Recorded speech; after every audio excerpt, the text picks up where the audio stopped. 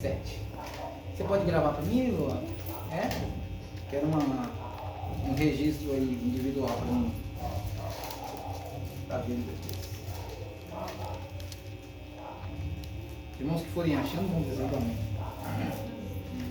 Amém? Glória a Deus. 1 Samuel capítulo 16, verso 7. Podemos ler?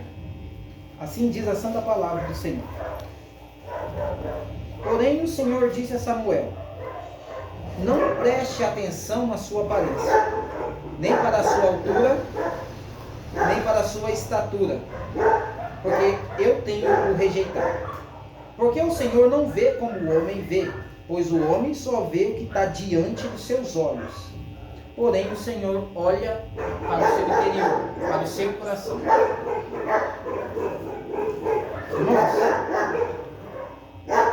Irmãos, vamos voltar de novo à escritura? Porém o Senhor disse a Samuel: não preste atenção à sua aparência, nem para a sua estatura, nem para a sua altura, porque eu o tenho rejeitado. Porque o Senhor não vê como o homem vê, pois o homem só enxerga o que está diante dos seus olhos. Porém o Senhor olha para o coração. Amém? Vamos inclinar nossa cabeça por um minuto enquanto a gente oferece uma oração ao Pai. Querido Deus e Pai Celestial, Deus de amor, Deus de graça, Deus de misericórdia, Deus de bondade, nós te agradecemos, Senhor, pela saúde. Quero pedir perdão pelos meus pecados, Senhor, e orar aqui nesta noite pelos meus irmãos, intercedendo por eles, Pai. Querido Deus, nós sabemos que o homem sem ti nada pode fazer, por mais erudito ou estudioso que ele possa ser, Pai. Se o teu Espírito não vivificar a tua palavra, Senhor, será inútil qualquer um de nossos esforços. Por isso nós pedimos a tua unção nesta hora, Senhor, para que nós possamos compreender aquilo que estará sendo tratado nesta noite. Nos ajuda, Pai. Nós precisamos da tua ajuda. Nós pedimos no nome do Senhor Jesus Cristo, para a tua glória. Amém. Amém, meus irmãos? Amém. Louvado seja Deus. Eu tenho um assunto que eu quero dividir ele em duas partes. Eu quero falar sobre intenções. Para quem conhece a mensagem do profeta, para quem conhece, quem tem alcançado graça de Deus para conhecer esse ministério, né, sabe muito bem que a questão das informações, das revelações, do conhecimento que o William Branham passou, não era algo que não era apenas uma questão dele estudar a Bíblia e uma teologia, mas o que Deus fazia para que isso fosse eficiente e eficaz para os seus filhos. Deus fazia com que aquilo que o profeta estava profetizando, que aquilo que o profeta estava ensinando, não fosse apenas um ensino baseado em teologia mental, mas Deus dava experiências para ele vivenciava essas experiências e ele vinha e tratava aquilo com razão de causa. Alguém que viveu aquilo que estava pregando.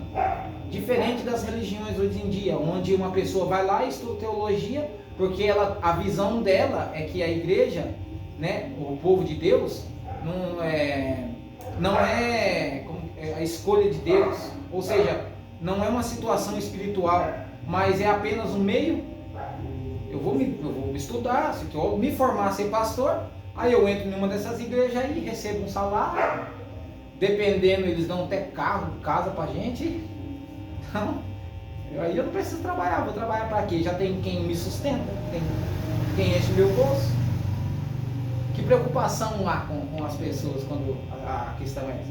Então veja, a necessidade de você viver aquilo que você está falando, você saber o que você está falando, é muito grande, é extremamente importante, é uma coisa que é insubstituível.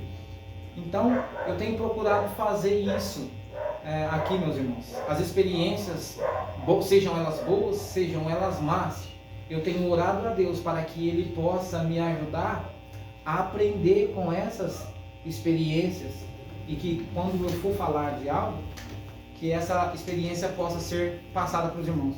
Não apenas como uma coisa mental minha, não, mas algo que eu vivenciei e quero passar isso para os irmãos. Então, toda vez que os irmãos notarem um assunto desse tipo, por exemplo, não é unicamente porque nós estamos repetindo como papagaio que os outros estão falando, mesmo que seja a mensagem me lembrando ainda. Você tem que repetir, sim, dizer o que as fitas dizem? Sim, lógico. Você tem que repetir o que a Bíblia diz? Sim, mas existe algo que ainda vai além disso, que é você viver aquilo, passar por uma experiência experimentada por aquilo, então você vai saber o que está falando, não vai estar apenas repetindo igual papagaio, como os denominacionais fazem aí, né? Pai, Filho e Espírito Santo, Pai, Filho e Espírito Santo, vai batizar e batizando Pai, Filho e Espírito Santo, tudo é que nem papagaio, não tem compreensão, não teve experiência nenhuma com aquilo que aprendeu. Bom, amigos irmãos, eu espero que eu possa ser bem claro, né? Tenha clareza de expressão, porque é muito difícil, às vezes eu tenho uma coisa em minha mente e passar isso para as pessoas. Estar na minha mente é uma coisa, estar na mente da outra pessoa outra coisa totalmente diferente. Então, preciso muito da ajuda de Deus para isso. Nós lemos aqui no livro de 1 Samuel que o profeta Samuel ele foi até a casa de Jessé, pai de Davi, e ali ele ungiria um homem para o Senhor. Deus tinha escolhido um homem entre aqueles filhos, aqueles irmãos, e esse homem, ele era um homem segundo o coração de Deus. Por que um homem segundo o coração de Deus?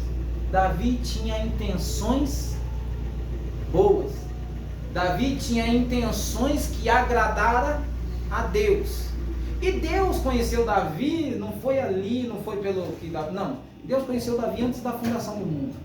Deus conhece eu, Deus conhece você, não foi quando você nasceu e ele viu, não. Ele já sabia tudo que você ia fazer. Antes que você falasse a primeira palavra, antes que você andasse, toda a sua vida já estava escrito no livro dele. Quando nenhuma dessas coisas ainda existia, ele já tinha tudo lá. Amém? Os irmãos estão crendo nisso? Boa noite, irmão. Deus abençoe. Gente, pode ficar à vontade. Então, Deus tem a nossa vida escrita já. Não é que Deus estudou você para saber o que você ia fazer. Então Davi foi um homem escolhido por Deus antes da fundação do mundo. E ele era o homem segundo o coração de Deus. Deus sabia das suas intenções, que era boa. Então o que aconteceu? Nós conhecemos, para quem conhece a história, sabe que Saul, o primeiro rei de Israel, tinha mandado matar todos os sacerdotes e fez tudo o que fez. E não cumpriu o seu papel ali como um rei da maneira que Deus queria que um rei cumprisse. Ele foi escolhido pelo povo. Deus não tinha escolhido ele. O povo tinha escolhido ele. Às vezes Deus escolhe uma coisa, mas o povo, por não ter o conhecimento de Deus, escolhe diferente. Então para Deus era Davi. Então quando Samuel chegou ali para ungir aquele servo de Deus, o que o homem faz? Qual que é a tendência humana? Olhar para aquilo que está do lado de fora. Peraí, o rei de Israel tem que ser o mais forte, tem que ser o mais bonito, tem que ser o mais inteligente, tem que ser o mais bem vestido. A tendência humana é essa. Ele quer fazer um padrão para você seguir, o padrão dele, para que ele seja aceitável. Se não fizer da maneira que eu acho que é certo, então não está aprovado. Isso é o que a religião faz. Eles dão um monte de lista de regras para você seguir, e se você não seguir aquilo, você não entra na minha igreja. Não, aqui não. Por quê? Para mim, crente não é assim. Para você não é. Mas o que Deus disse acerca disso? Como hoje nós tivemos uma pequena experiência.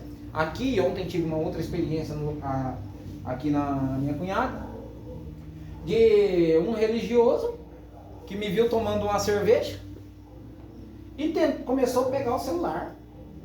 Lembra que eu falei aqui, irmãos? Lembra que eu falei aqui? Todo o crescimento que acontece na sua vida não é unicamente porque você aprendeu intelectualmente, mas você vivenciou e teve uma experiência por aquilo. Intelectualidade não vai resolver o seu problema. Ela pode até te ajudar em algumas situações, mas ela não vai resolver o seu problema. Temos muitos intelectuais aí perdidos, né? Então você vê, pegou o celular e começou a tentar filmar eu com a latinha. Queria filmar eu com a latinha de cerveja. Pra quê? para mostrar para o antigo sistema onde eu estava. Olha aí depois que saiu daí, olha como ficou.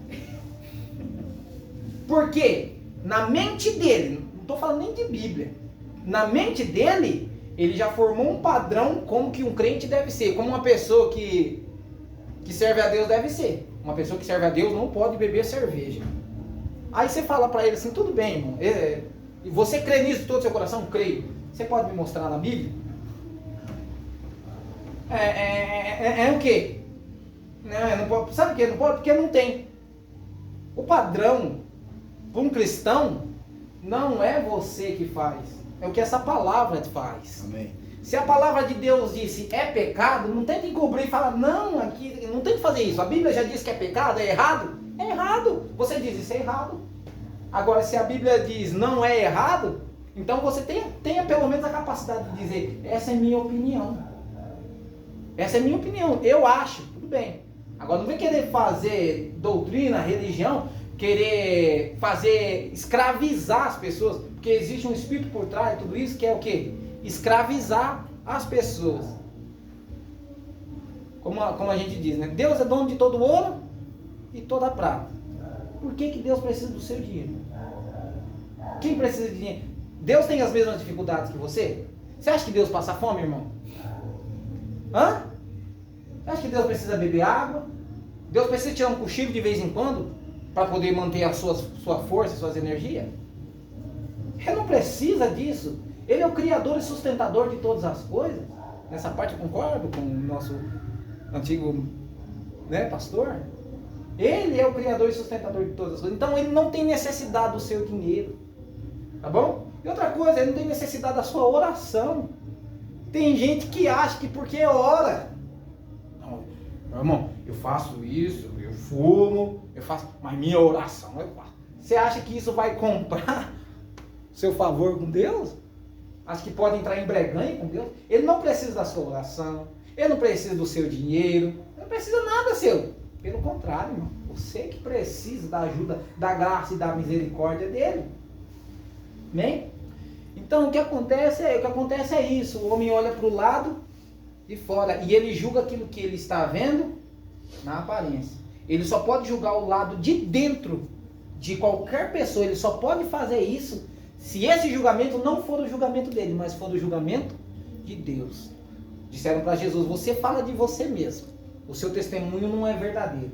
Ele disse, se eu julgo, meu testemunho é verdadeiro, porque não sou eu que julgo, é o Pai que está em mim, é que faz as obras. Quem discernia aqueles pensamentos dentro do coração das pessoas? Não era Deus? A palavra de Deus é mais apta, não é? E ela entra e ela discerne. Então não era ele que estava julgando, era Deus nele que estava julgando. A doutrina não era dele, é do Pai que o enviou. Quando você recebe a mente de Cristo, não é o seu próprio julgamento. Você vai dar o julgamento de Deus, se você tem recebido a Deus. E quando o seu julgamento, você perceber que o seu julgamento não é o julgamento de Deus, você precisa ter capacidade de dizer, essa é minha opinião. Não faça da sua opinião um padrão para a vida dos outros. Então o profeta chegou ali e estava olhando para o exterior. É bonito, é grande. Olha o cabelão dele, olha como é forte. É esse. Deus falou para ele, não. Você está olhando para o lado de fora do homem. Deus olha o coração, ele está olhando o que está do lado de dentro. E Davi foi chamado homem segundo o coração. As intenções de Davi eram como as intenções de Deus. As intenções de Davi eram como as intenções de Deus. Por isso que Deus mandou ir atrás dele. Deus só vai atrás de quem tem intenções que são como as intenções dele. Então é colocado à prova a sua intenção. Porque, como eu disse, nós vamos dividir isso em duas partes. A primeira parte, o valor das intenções. É a primeira parte do nosso estudo, do nosso culto, da nossa reunião. A segunda parte é quando as intenções perdem o valor. Porque existe uma situação um pouco complicada nisso. Eu coloquei a luz aqui. Geralmente é assim. você tem um entendimento acerca de uma coisa. Esse é o seu entendimento. O que acontece? Quando esse entendimento é contestado e é provado estar errado, existe um caminho no meio. Existe um caminho no meio. Você, em vez de ir para o centro, o que você faz? Você vai para o oposto. Você vai para o extremo contrário. Você vai para o outro lado do extremo, quando você tem que pegar o centro. Seu pensamento foi provado estar errado, então não vai para aquele lá não, que é o extremo. Se eu digo para você que beber não é pecado, não vai sentar com a caixa de pinga na rua e encher a cara até cair, parar no hospital, ter um troço de overdose. Você foi pro extremo, mas já que beber não é pecado, vamos encher a cara. Ô, festa?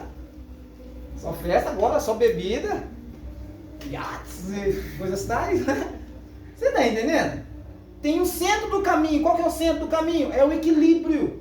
O centro do caminho é o equilíbrio. Não existe nenhuma doutrina, nenhuma palavra na Bíblia. Por isso que eu falo que você precisa saber diferenciar a vontade de Deus com a vontade da religião. A igreja molda você a um padrão que para eles aceitar. Deus molda você ao caráter de Cristo. Então veja, primeira pergunta que você deve fazer quando alguém fala, já que a gente entrou nessa questão de bebida. Ah, beber é pecado? Faça-se uma pergunta. O que você tem aprendido na religião? Que Jesus é santo. Eu creio que Jesus é santo. Você crê que ele é santo? Amém. Quem crê, diga amém. Amém. Eu creio que ele é santo. Ele não teve nenhum pecado. Nunca houve engano em sua boca. Isso é o que a palavra testemunha. Certo? Se Jesus não tinha pecado, você vai descobrir que se Jesus bebia, ou a religião que diz para você que beber é pecado está errada, ou Jesus era um pecador. Tem que aprender a raciocinar. Peraí, beber é pecado? Então Jesus era um pecador. Consequentemente, a Bíblia é uma mentira. Ou ela é toda a verdade, ou ela é toda mentira. Não tem isso, não tem mulher meio grávida. Já viu um negócio desse? O que aconteceu com ela? Ela tá meio grávida. Ué, ou tá grávida ou não tá? Já viu isso, seu Luiz? Mulher meio grávida? Ou tá ou não tá? Ué, que negócio é esse? Ou é pecado ou não é. Ou a Bíblia é verdade ou é mentira. Jesus bebeu? Lá. Veio João Batista, não comia e nem bebia vinho. O que eles disseram? Tem demônio. Os caras têm demônio, ele não come, não bebe vinho. Todo mundo bebe vinho, ele não bebe. Os caras têm demônio. Foi o que os religiosos disseram. Aí veio o Filho do Homem, Jesus Cristo, comendo e bebendo vinho. Ninguém vai falar aí, come e bebe água. Se não beber água, você morre. Então tá falando de vinho. Entendeu? Comendo e bebendo vinho. Aí o religioso vai fazer o quê? Vai começar um argumento. Por quê? Porque o que ele segue não é a vontade de Deus, a verdade de Deus. Ele segue uma igreja, uma religião que aprisionou ele. Amém, irmãos? Eu só entrei nesse assunto aqui para a gente deixar isso bem claro, tá? Não existe doutrina, palavra nenhuma na Bíblia, mandamento nenhum que diga que beber é pecado. A Bíblia fala contra a embriaguez. A Bíblia fala contra o vício, mas nunca contra beber. Por isso que quando você vai, se você for tomar uma cerveja na frente de um religioso, de alguém que segue igreja, religião, ele vai ficar escandalizado, né? Mas a sua liberdade também não deve ser destruída. A sua liberdade não deve ser destruída por causa da ignorância dos outros. A ignorância, né? E outra coisa, ainda mais quando ela tem a oportunidade de deixar essa ignorância de lado. Porque tem gente que gosta de ser ignorante. Tem gente que é ignorante, mas é como que diz? Pelas situações, né?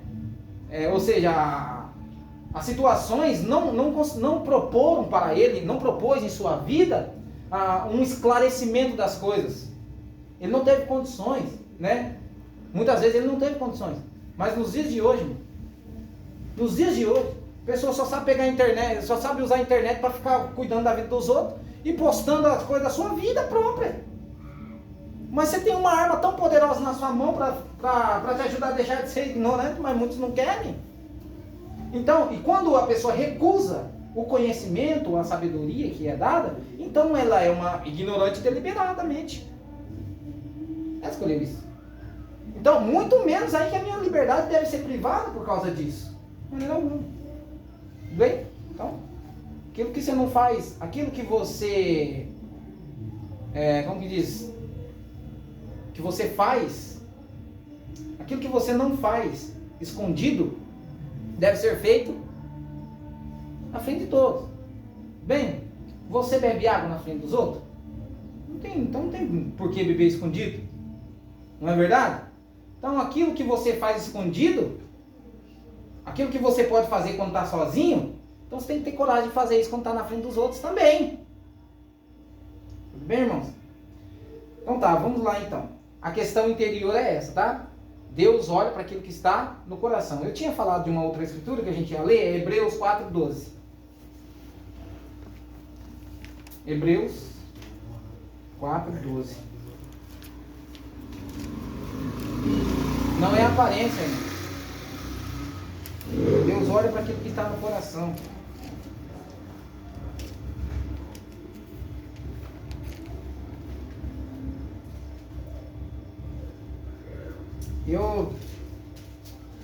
Eu falei para mim hoje, eu vou seguir o conselho do irmão Livei quando ele disse assim, eu não vou sair das minhas anotações. Ele diz, eu não consigo cumprir a minha palavra nessa parte. Eu sempre digo, vou ficar dentro das minhas anotações. Eu acabo saindo ali para algum exemplo, alguma coisa assim. Hebreus, capítulo 4, verso 12. Louvado seja Deus. Quantos irmãos procuram? Hebreus 4:12. Eu queria lembrar os irmãos mais uma vez que nós temos o canal ali do Evangelho Completo, onde existem assuntos ali, irmãos, que é de grande edificação. Né? Não deixe apenas acontecer, apenas ser uma questão, né, de domingo, mas vai lá, busque esse conhecimento, está ali. Né? Você não gasta nada com isso. Bom, tem que pôr internet, né? Mas compensa, né, irmão? Tem gente que estuda tantos anos aí de faculdade e você tem tudo isso aí na mão. É bem mais barato. Amém? Louvado seja Deus. Diz assim a santa palavra do Senhor. Porque a palavra de Deus é viva e eficaz e mais penetrante do que qualquer espada de dois gumes, e ela penetra até a divisão da alma e do espírito e das juntas e medulas, e é apta para discernir os pensamentos e intenções do coração. Agora entenda uma coisa, a palavra de Deus, ela é Deus. Você não pode ter Deus sem ter a palavra de Deus. Tudo bem, irmãos? Você não pode ter a palavra sem ter Deus. Amém? Então o Espírito de Deus, a palavra de Deus, que é a espada, ela penetra aí. Então Deus penetra até essa profundidade. E o que essa palavra faz? Ela discerne, ela entende, ela compreende as intenções do seu coração. Agora a palavra de Deus diz assim: sedes perfeito como o vosso Pai no céu é. Se Deus busca conhecer, se Deus é apto para discernir e compreender e julga a intenção do coração, o que nós devemos fazer então quando uma pessoa erra com uma intenção correta? Você critica ela? O que você faz? Você tenta pensar como Deus pensa. Se caso você chega à compreensão que não fez aquilo como Deus deveria fazer, como você deveria fazer, o que você faz? Você reconhece. Você fala: bom, eu agi errado, mas eu não deveria ter agido assim. Isso é bom, não é, irmãos? Não é maravilhoso poder fazer isso? Mas quando você julga apenas o que está acontecendo do lado de fora, você se torna um egoísta, porque você só está olhando do lado de fora. Imagina que você está numa pista, está dirigindo. De repente um cara passa 1 milhão do seu lado. Sabe qual que é a tendência humana? Ô, seu mané, você não está me vendo aqui não? Ô, presta atenção, rapaz. Você quer brigar, por quê? Você está julgando aquilo que aconteceu? Fora. Do lado de dentro, o rapaz, e a mulher grávida do lado, quase morrendo de dor. Precisando ir para um hospital. O que você julgou? Você julgou aquilo que aconteceu ali. Você não julgou qual que era. Você não parou para prestar atenção. O Mão Brana estava num restaurante e o garçom passava toda hora para lá e para cá e tratando ele de maneira muito mal. Passava, nem olhava na cara dele, bravo assim e tal. Quando acabou, ele acabou de jantar, ele tirou uma nota, um valor considerável, colocou debaixo do prato. O garçom que tinha tratado ele mal. Aí o parceiro estava do lado, que era Perriguinho, que estava. Só pode ser Perriguinho. Perriguinho estava do lado. Falou assim, que isso, irmão? Você vai fazer um negócio desse? O cara te tratou mal até agora. Olha o que ele fez. Ele diz, voltando para Samuel, não olhe o exterior, porque Deus olha o coração. Olha o que ele fez com você, o que ele está fazendo. O que ele fez? Ele falou assim, ele está assim porque ele tem uma menininha doente em casa, ele está tão preocupado com ela que ele não sabe o que ele vai fazer, por isso que ele está agindo dessa maneira. Pô, cara, foi lá no fundo, meu Deus do céu, que julgamento horrível que eu fiz. Eu só joguei o lado de fora. Por que nós falamos dessas coisas, irmão? Não é para ser simples histórias. Como eu disse aqui, nós vivenciamos essas coisas. E quando nós ouvimos essas coisas, nós devemos meditar nelas. E essa é a primeira parte das intenções. Deus, a primeira coisa que Ele vai julgar em você é a sua intenção. Tá entendendo? Davi não foi um homem perfeito. Lógico que com certeza ele não foi. Mas ele foi um homem que tinha intenções corretas. As igrejas, as denominações aí, por que você acha que o arrebatamento não aconteceu ainda? Tem muita gente aí com intenções boas. Mas a pessoa já está tão envolvida na sociedade que em vez de ela buscar qual é a vontade, o pensamento de Deus, ela se adere ao pensamento da sociedade e começa a fazer como que diz? Aqueles ditados populares. De boa intenção o inferno está cheio. Foi isso que Deus falou? Foi isso que Deus disse? Onde que você aprendeu isso? É com Deus que você aprendeu ou foi com a sociedade? Foi com a sociedade corrupta que você aprendeu isso. Não foi com Deus. Porque de acordo com o que nós vemos aqui, o que Deus faz? Ele olha para o coração, para a intenção da pessoa. Tudo bem? Agora é lógico. Como eu disse, nós temos uma outra parte que é quando a intenção perde valor. A pessoa tem uma intenção boa, está fazendo o que é errado. Quando é mostrado que ela fez é errado, ela tenta permanecer naquilo, então a sua intenção já perdeu o valor também. É disso que nós vamos tratar mais à frente. Tá bom, irmãos? Eu gostaria de ler aqui algumas notas do irmão Brana. Mas antes disso, eu queria dar um exemplo aqui do ateísmo. Os ateus, aqueles que dizem que não creem em Deus. Quando você conversa com um ateu e ele diz para você que não acredita em Deus, ele não está querendo dizer para você que ele não crê numa força superior. Ele está querendo dizer para você, eu não creio no Deus da religião. Existem aqueles que eles ainda reconhecem isso. Tem alguns ateus que, enquanto eles estão bem, eles falam, esse negócio de Deus não existe. Ao que bate uma doença e fala, meu Deus do céu. Ué, mas peraí. Você que não crê em Deus, como eu estou com uma doença, meu Deus do céu. Pede até para os outros lá. Eu nem crio em oração. Aí eu não acredito nesse negócio de oração, não. Pegou uma doença lá, ô irmão, manda por mim. Mas peraí. Tá entendendo? Nessas horas isso pode acontecer. Mas olha só, baseados em fatos históricos, os ateus encontram força e determinação para manter a sua incredulidade, que eles dizem que eu não creio nisso. Não existe ninguém no mundo que não creia em nada. Ninguém está vazio de nada. Todo mundo tem alguma coisa em si. Todo mundo tem alguma coisa. Existe um termo usado na psicologia que ele é chamado de... o que é? Valores sagrados. Valores sagrados.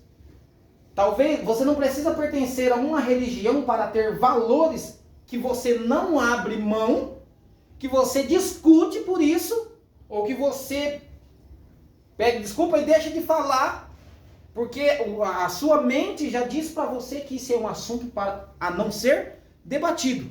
Isso são chamados de valores sagrados. Então todo mundo tem isso. Tem certos tipos de opinião sua que para você isso é sagrado. Você não debate isso, você não discute isso. E você é capaz de dar a sua vida, ou pelo menos lutar por esses valores. Um exemplo, o amor que você sente pela sua família, pela sua mãe. Isso para você é um valor? Eu não abro mão, eu não discuto. Não, mas olha o que sua mãe está fazendo, o que seu pai está fazendo. Faz isso, faz aquilo, deixa eu. Eu não abro mão disso.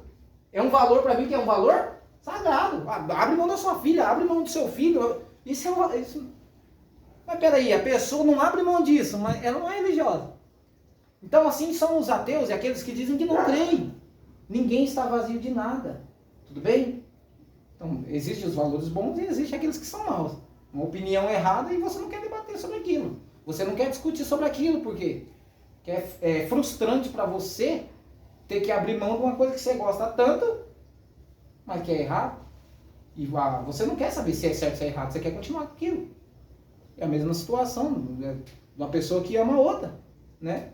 Eu amo, não importa, fez certo ou fez errado, eu amo de qualquer jeito. Mas Senhor, o que ele fez? Senhor, o que ele fez? Ele matou, ele roubou, né? Perdoai os pais, eles não sabem o que faz. Eu os amo. Continuarei te amando da mesma maneira. Não abre mão desse valor. Existem os certos e os errados. Tudo bem? Então, baseados em fatos históricos, né, esses ateus, eles conseguem força e determinação para manter aí a sua incredulidade. Um dos argumentos históricos que eles usam é que a religião, que o Deus da religião,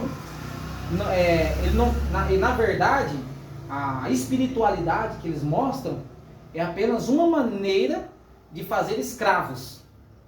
Você está entendendo? Quando os primeiros colonos brasileiros vieram para o Brasil, eles trouxeram a igreja junto, que era a igreja católica, e para quem estuda a história conhece isso. O que eles faziam? Eles escravizavam os negros, colocavam eles para trabalhar. E os índios que estavam aqui, que não aderiam à fé católica, eram mortos em fogueiras. Isso é uma realidade? É um fato que aconteceu? Sim. A Igreja Católica matou milhões de cristãos que não aceitaram a doutrina dela? É um fato, é verdade. Agora isso não é motivo para me deixar de crer em Deus.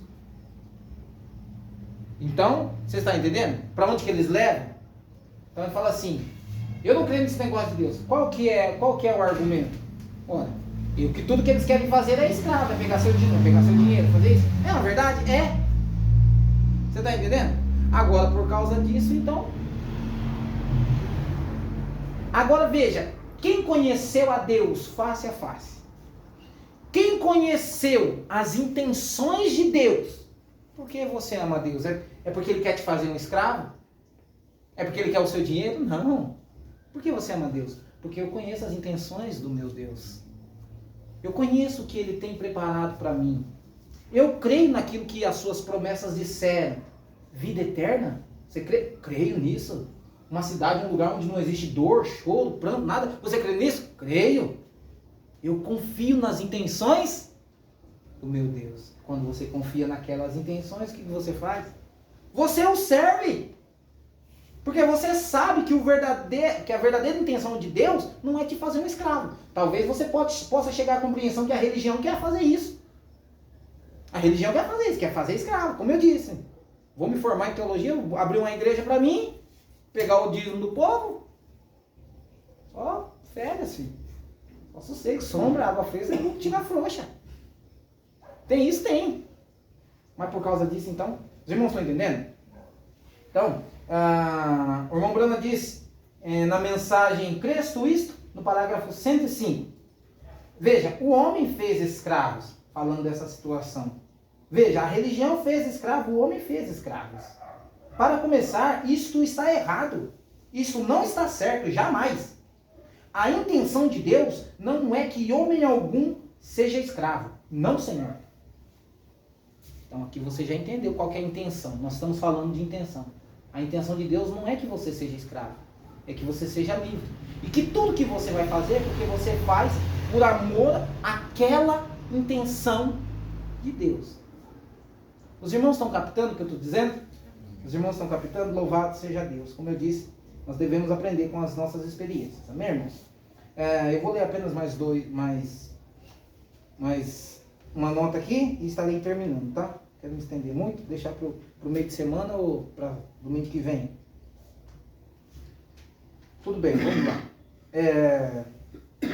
Na mensagem Espíritos Sedutores, do dia 24 de junho de 1995, irmão Branham disse: esta é a maneira com cada cristão nascido de novo. Quando ele realmente chega a Deus, ele vê a sua vida com a palavra de Deus. Ou seja, ele compara a sua vida com a palavra de Deus. E ele compreende que ela tem que estar em cada linha e em cada partícula dela. Ele tem longanimidade, benignidade, descanso, mansidão, poder, fé, amor, gozo e paz. Ele não se joga para lá e para cá, num mar agitado. Ele não se preocupa com qualquer coisinha. Ele não pula daqui para lá como uma rolha de garrafa no oceano. Ele está fixo. Seu coração é puro, ou seja, suas intenções são corretas. Seus pensamentos são puros. Suas intenções são puras. Suas alternativas são certas. Ele sabe que deve estar em linha com a palavra de Deus. Nem todo o inferno pode movê-lo. Ele está na linha com a palavra de Deus. Ele possui amor divino. Qual é a nossa preocupação? Qual é a maior preocupação do cristão? É colocar a sua vida em linha com a palavra de Deus. Não é colocar a sua vida em linha com a religião. Com os pensamentos de A, B, C. A sua vida em linha com a palavra de Deus. Quando você nota que a sua vida saiu da linha dessa palavra de Deus, você não pode usar o argumento de que te deram motivo para fazer isso. Você precisa voltar e falar: realmente, eu saí dessa linha. Eu fiz errado. Entendeu? É isso, é assumir. Então, mais uma mensagem aqui. A imitação do cristianismo, dia 20 de janeiro de 1957. Veja, esta é uma oração com sinceridade. Com certeza, Deus podia juntá-las. Não é como oramos, não é os nossos lábios, é o motivo do nosso coração. É isso que Deus ouve. Ele às vezes nem ouve os nossos lábios, ele ouve a intenção do nosso coração. Parágrafo 17. O irmão Branham fala de um rapaz aqui que ele não sabia orar. Ele não teve, como eu disse, tem pessoas que não teve a oportunidade de estudar. Então o que ele fez? Ele queria orar a Deus, mas ele não sabia. Ele via as pessoas ajoelhadas orando na igreja, ele queria orar e não sabia. O que ele fez? Ele começou a estudar o abecedário. Sozinho. No sertão lá, sabe que tem lugar que é precário as condições escolares. É difícil. Tem lugar que a pessoa tem que andar quilômetros para poder chegar na escola. E lá ele via as pessoas orando na igrejinha lá, queria orar, não sabia. Aí ele falou: sabe o que eu vou fazer? Eu vou pegar um livro de abecedário e vou começar a estudar. Aí ele estudou e aprendeu A, B, C, D. Só o que ele sabia. Era A, B, C, D. Ele chegava na igreja, dobrava o seu joelhinho ali e A, B, C, D. A, B, C, D. A, B, C, D. A, B, C, D. O pastor chegou e falou: ô menino, eu vi você orando aí, rapaz, mas não é desse jeito que ora, não. Não é desse jeito que ora. Você ficou aí A, B, C, D, A, B, C, D. Ele falou: ó, eu cresci num lar com dificuldade, não tive oportunidade de ir para a escola. Então eu pensei que se eu aprendesse o ABCD, Deus poderia juntar as palavras. Ele pode. Sabe por quê? Que ele ouve a intenção do seu Amém. coração. Glória a Deus. Aleluia, louvado seja Deus. Ele pode juntar. Porque Deus ouve a intenção do seu coração. Então o irmão Branham diz: veja, essa é uma oração. Com certeza ele pode juntá-las. Né? Não é os nossos lábios muitas vezes, não é os seus lábios. Porque Deus ouve a intenção do seu coração. Meus irmãos, como eu disse, sejais imitantes de Deus, como filhos amados. Às vezes nós julgamos tão mal a pessoa. Nós não sabemos o que se passa dentro do coração da pessoa e estamos a julgando muitas vezes, fazendo mau julgamento. E às vezes a pessoa tem uma intenção pura, um coração puro. Mas eles... Imagina, irmãos, eu tenho dito isso aqui para minha família às vezes. Quando Jesus chegava e começava a criticar certas coisas, os religiosos pensavam que ele estava querendo criticar ou ir contra. Eles não entendiam qual que era a intenção que tinha dentro do coração de Jesus. E a intenção do coração de Jesus foi provada no Calvário, quando ele estava lá e poderia ter dito: cai tudo por terra. Eu sou santo, eu não tenho pecado, eu não vou passar por isso. A intenção do coração dele foi manifestada no Calvário quando ele disse: perdoa-os, Pai, eles não sabem o que fazem. O homem julga a aparência do lado de fora. Julga o que está diante dos seus olhos. Foi o que Deus disse para Samuel. O homem julga o que está diante dos seus olhos. Mas Deus olha para o coração. E aqueles que receberam a mente de Cristo, irmão, e aqueles que são guiados por afeto, troca de afeto com Deus, isso brota no coração deles, porque eles têm amor divino. Não são perfeitos, Davi não é, como disse, mas suas intenções são corretas. Para o que nós vamos olhar, irmãos? Amém, meus amados? Louvado seja Deus. Tenho apenas mais um testemunho e estarei terminando, tá, irmãos? Eu quero deixar isso bem fixo para vocês, tá? Olha, antes de olhar a aparência do irmão, da irmã, lembre-se que tudo na vida é um processo. Você não planta uma semente agora e vem aqui amanhã pegar fruta para comer. Você faz isso? Você não faz isso. Isso não aconteceu com você, como que você quer que aconteça com os outros?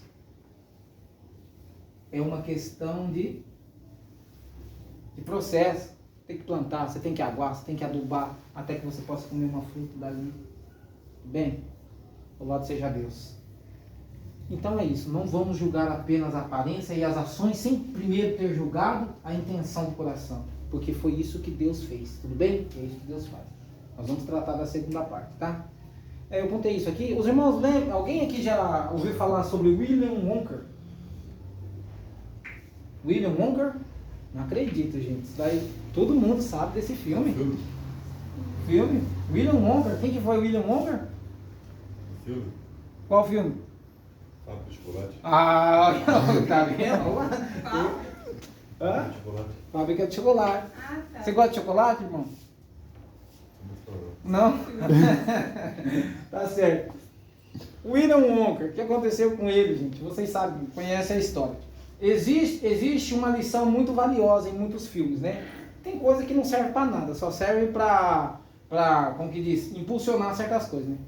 Ainda mais dependendo da idade. Você coloca uma criança 24 horas por dia em rede social e não quer saber de família. Não quer saber de mãe, não quer saber de pai, não quer saber de nada. Ele se adaptou àquilo. Você coloca uma criança 24 horas por dia jogando CS, o que acontece? Perigoso, ele acha uma arma por aí, tá sendo influenciado, tá vendo? Mas existem questões valiosas aí em alguns filmes, né? Como As Crônicas de Nárnia, A Bela e a Fera, e essas coisas todas, né? A Raíssa gosta, qual que é o nome que a Rafa gosta? Promessa de Fidelidade. Eu gosto muito dessa, porque retrata muitas coisas de Deus. Shrek também é bom. Shrek também é legal. Shrek é legal.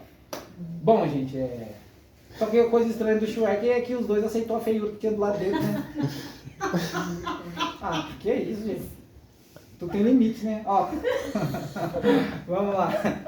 Tudo bem, irmãos, vamos lá. Falando sobre o William Wonka, pra gente poder terminar aqui ó, a nossa questão aqui.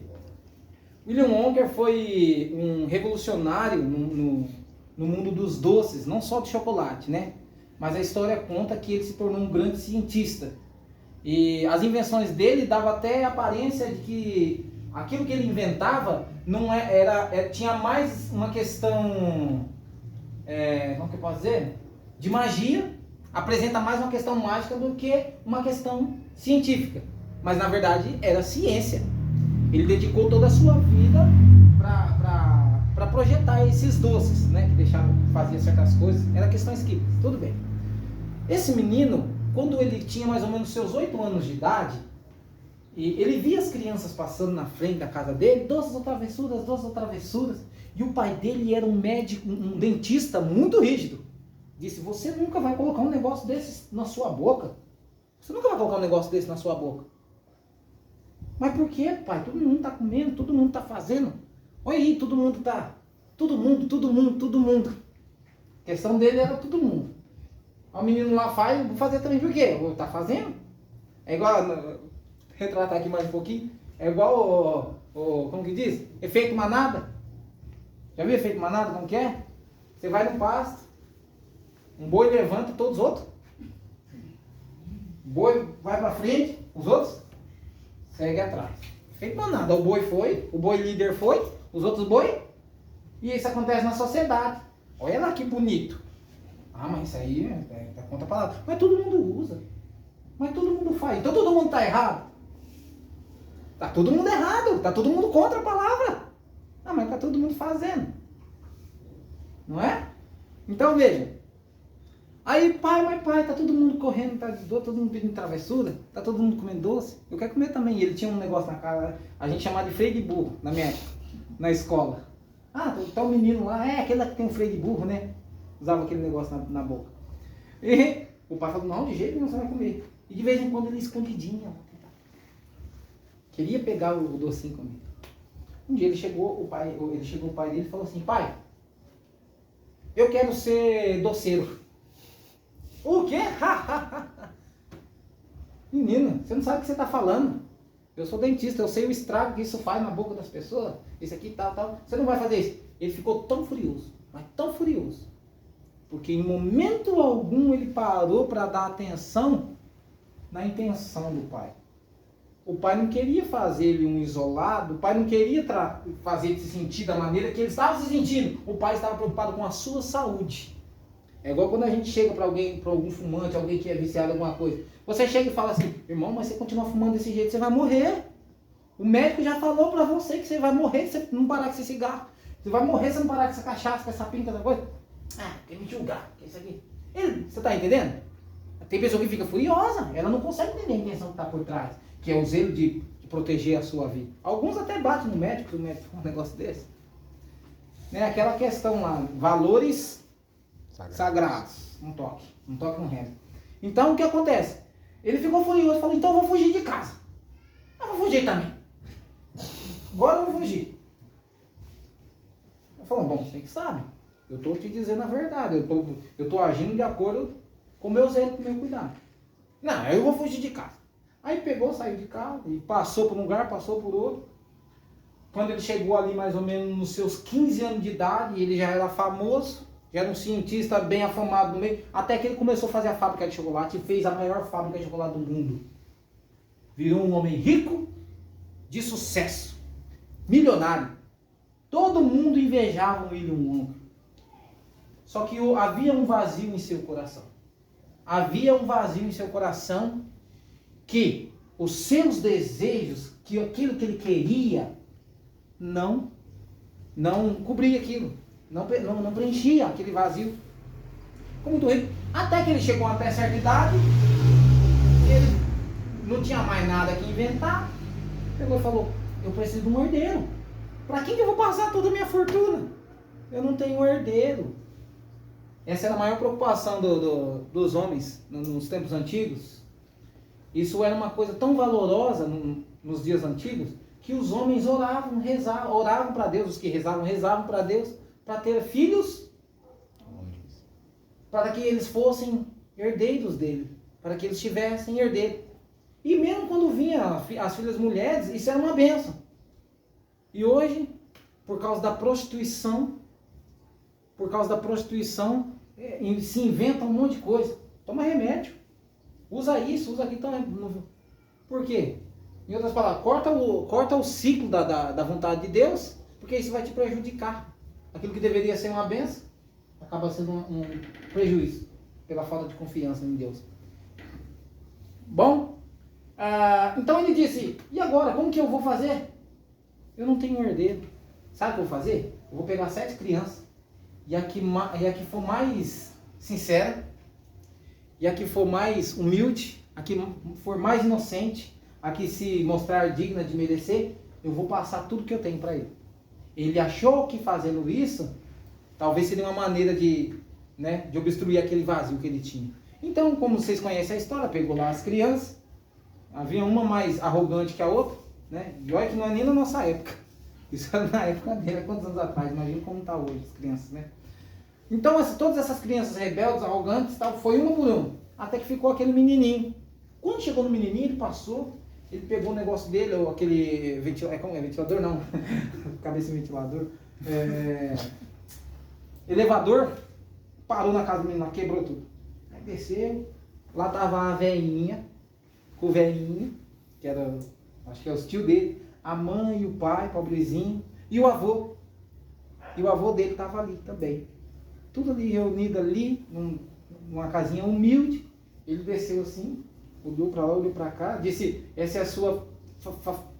Não conseguia nem falar família, por causa da frustração que teve lá. É sua família? Essa é minha família. Falou, ah tá, então tá. Você vai ter que deixar todos eles, porque eu vou te dar a minha fábrica. Ai mesmo, tá? Então, vamos, vovó, vamos, papai, vamos. Não. Não é para levar eles não, você tem que deixar tudo. Mas por que eu tenho que deixar tudo, ué?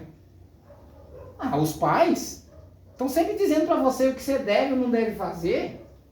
Isso não é legal. Isso atrapalha a ciência. Ele falou assim, mas eu não posso deixar minha família. Ele falou, o quê? Você quer me dizer que você trocaria os milhões de dólares que eu vou te dar, toda a minha herança, todo o sucesso que eu consegui, que eu vou ter... Você quer dizer que vai trocar isso pela sua família? Ele, sem gaguejar, irmão. Lembra que eu falei que existem valores qual você não debate? De jeito nenhum. 1000 vezes ficar com a minha família. Ele tomou um baque. Eu não sabia o que era aquilo. Para fazer a sua própria vontade, o seu próprio julgamento, ele foi e fez aquilo. Sem considerar nada, pegou e saiu. Eu não sabia o que era aquele prazer, aquele sentimento. Nossa, como que esse menino tem coragem de não abrir mão, de lutar, de dar vida por isso? Que valor mais eu não entendo. Foi para casa e ficou lá depressivo. Chamou o psicólogo, tal. O psicólogo não fala nada, só falava. E ele mesmo foi na mente dele. Ah, eu acho que eu entendi. Eu vou atrás desse menino, que ele tem alguma coisa para me ensinar. Chegou lá e falou, mas espera aí, você, família, ele ainda tinha dificuldade de falar família. Assim, não sei como você consegue gostar e querer manter uma coisa dessa. Eles estão sempre dizendo para você o que você deve e não deve fazer. Voltou no mesmo argumento. Esse foi o checkmate. Falou assim, muitas vezes eles fazem isso mesmo. Mas o motivo pelos quais eles fazem é porque eles te amam. Na cabeça dele, o menino falou, você não tem família? Ele disse, isso é uma longa história, você ficou para trás. Falou, talvez você precise voltar lá. Teve que voltar lá, voltou lá, o rapaz estava lá, o pai ainda era vivo, para a sorte dele. Bateu na porta, falou, não estou atendendo. Ele falou, mas é um caso urgente, não tem como. Ele entrou, tá bom, entra, já fazia quanto tempo. Deitou o rapaz na mesa, ele abriu a boca dele para ver, ué, mas eu não vejo esse alinhamento nos dentes desde quando eu, oi papai, lhe deu um abraço. Ele ficou com o pai dele, ficou feliz. Ele entendeu aqueles valores. Ele não sabia que o pai tinha feito tudo o que fez. Que o pai tomou a decisão, tomava a decisão que tomava. Mas não é porque ele queria o mal do menino. É porque ele tinha uma intenção boa para com a saúde dele. E muitas vezes nós não conseguimos olhar para essas coisas. Não conseguimos olhar para a intenção do coração. Nós vamos logo julgando os atos das pessoas. Amém, meus irmãos? Louvado seja Deus. Olha, não vamos fazer julgamentos precipitados, não. Sem primeiro tentar, ao menos tentar entender o que está acontecendo com certas pessoas. Às vezes elas acabam tomando decisões equivocadas, se arrependem. Quando você mostra para elas se arrependem, pedem perdão por aquilo. Não vamos julgar sem termos a certeza. Amém? Você foi abençoado? Amém. Louvado seja Deus. Vamos nos colocar de pé? No próximo culto estaremos falando sobre quando as boas intenções perdem o valor. Neste momento, vamos inclinar nossa cabeça.